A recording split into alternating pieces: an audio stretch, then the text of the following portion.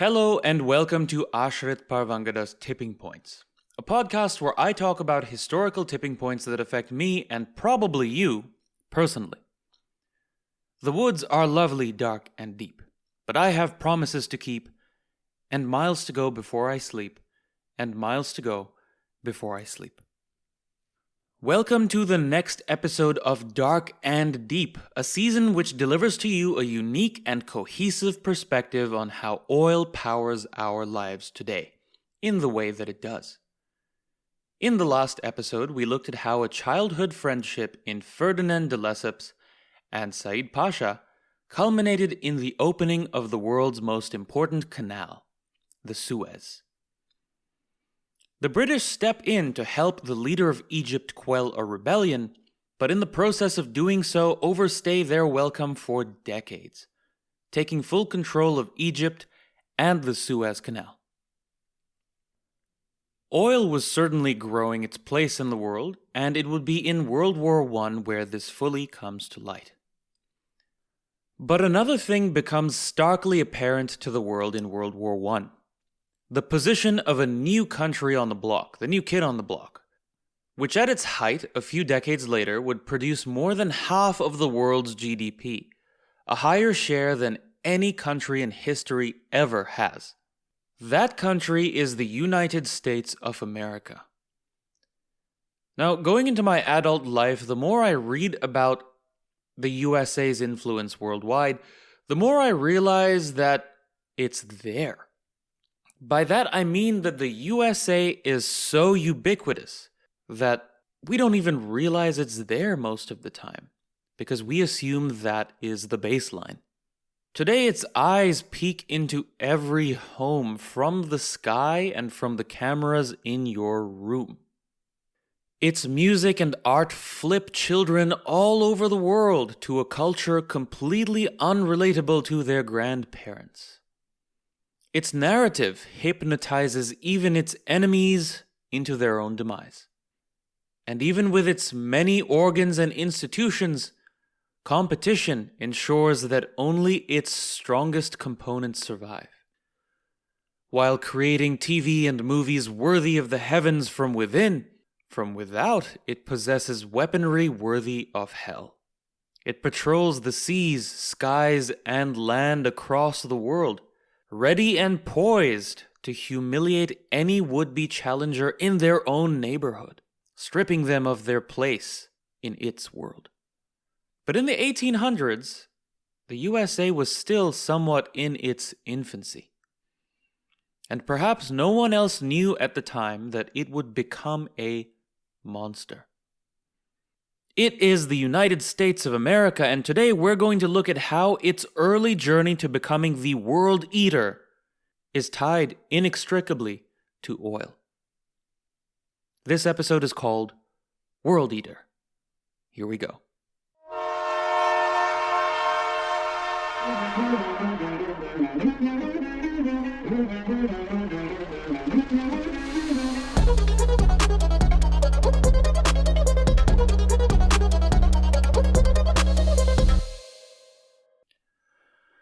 On the 20th of February, 2014, Russia invaded Crimea and started the Russo-Ukrainian War. In February 2022, almost exactly 6 years later, Russia launched a full-scale invasion of Ukraine. Despite suffering major setbacks and even military defeats early on in the war, the Russian war machine pressed on. The West sanctioned Russia, making it the most sanctioned country in the world by a significant margin, with 18,700 sanctions on it, compared to the number 2 spot, Iran, with just under 5,000. Still, the Russian war machine presses on. Part of the reason is because Russia feeds itself. No one can cut off its food supplies.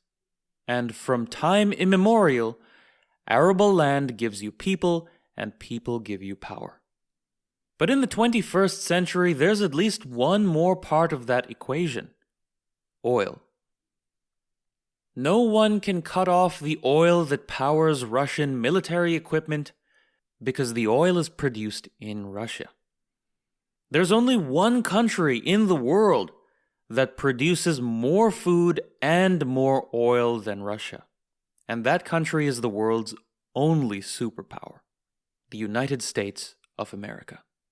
And I say the world's only superpower because China today is not a superpower. Its oil is all imported through the Straits of Malacca. Well, much of it is. And that can be cut off, and will, in the case of a confrontation. The United States has no such weakness.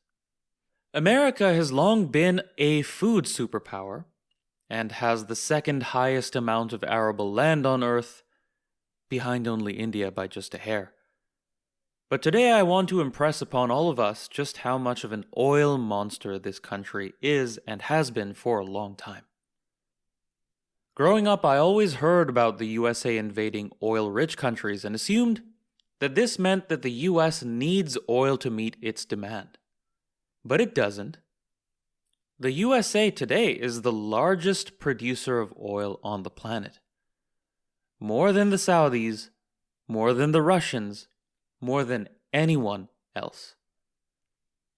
It is not an oil giant, it is the oil giant. And this is a huge part of why it's so powerful today. How did it get here? Let's rewind to a time before oil. In the year 1850, an American consumer had a choice of products on the market to light their homes.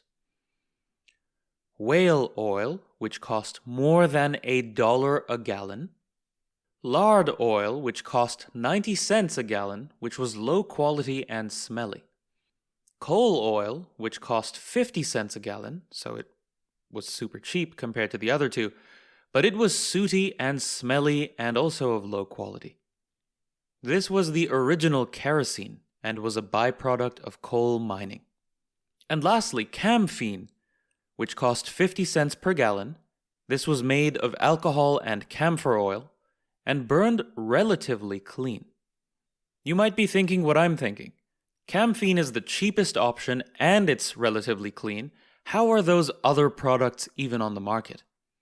I get that the rich like to burn whale oil and it's the most artisanal of the lot, but the other products seem like trash, and camphene is the only choice really for someone who can't afford whale oil. And the history shows this as well. In the 1800s in America, people relied primarily on camphene, or if they had money, whale oil, to light their lamps. And in the absence of electricity, having a lamp in the house was the primary way to light the night. So this is really what powered America at night. That was until the tax man came knocking. According to a PBS article, quote, in 1862, a tax of $2 a gallon was imposed on beverage alcohol and camphene was forced off the market, end quote. Okay, so people loved camphene and it's a big old party and it uses alcohol as an ingredient. And then boom, the government comes in and ruins everyone's day with taxes. Or they ruin everyone's night. Why you gotta be like that, government? They had to be like that, said the government, to pay for the American Civil War of the 1860s. The IRS, famously known and antagonized as the tax service in the USA, even today, was established to pay for the Civil War, and their first tax was on alcohol. Initially on beverages, but eventually to all fuel uses of alcohol too. Fun fact, the USA did not have any income tax until 1861. The very foundations of the country were rooted in freedom from taxes and government, and it's only during the US Civil War that the Union decides to impose income taxes in order to fund the war effort. So, if you needed another reason to hate war, war increases taxes. They're coming to take your money.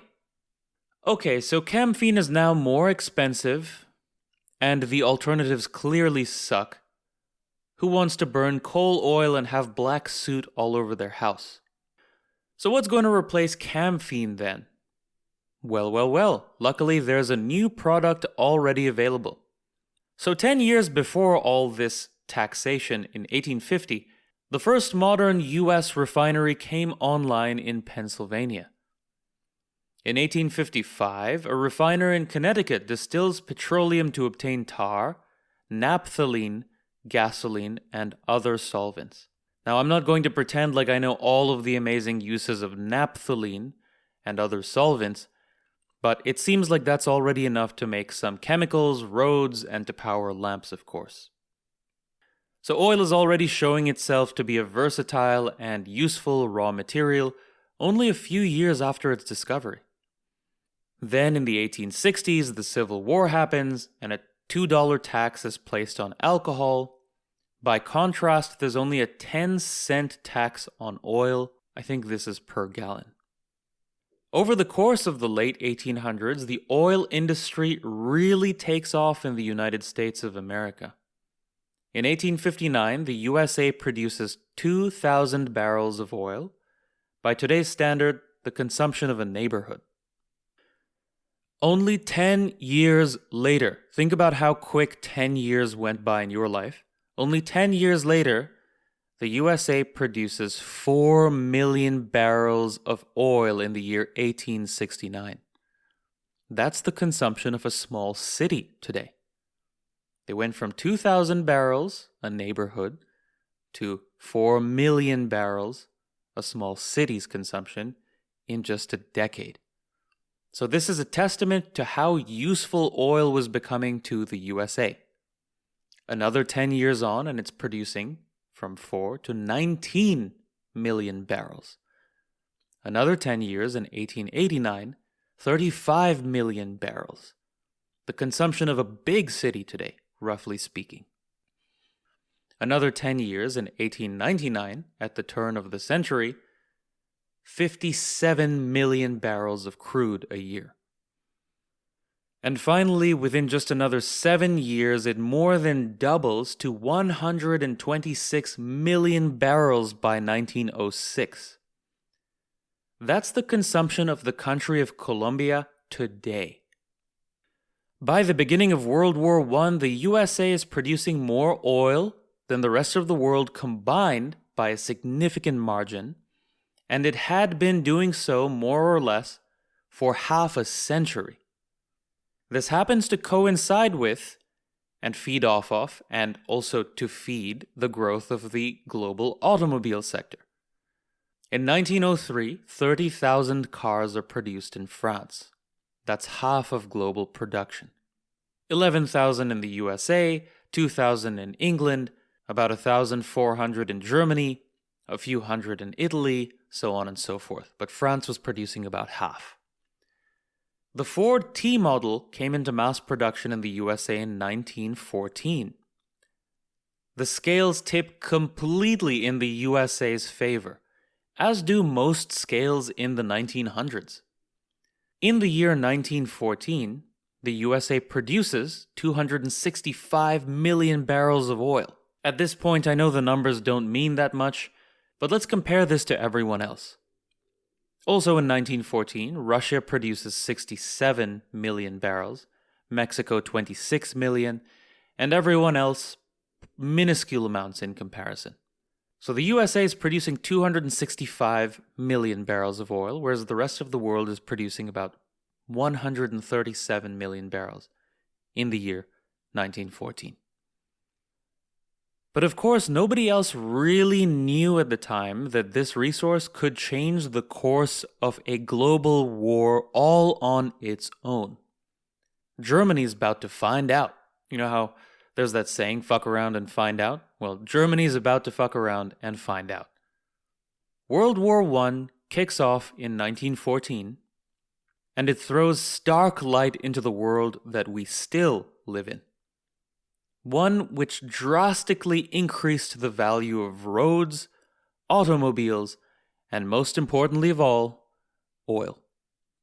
Join me in the next episode of Tipping Points to look at how World War I ushered in the era of oil.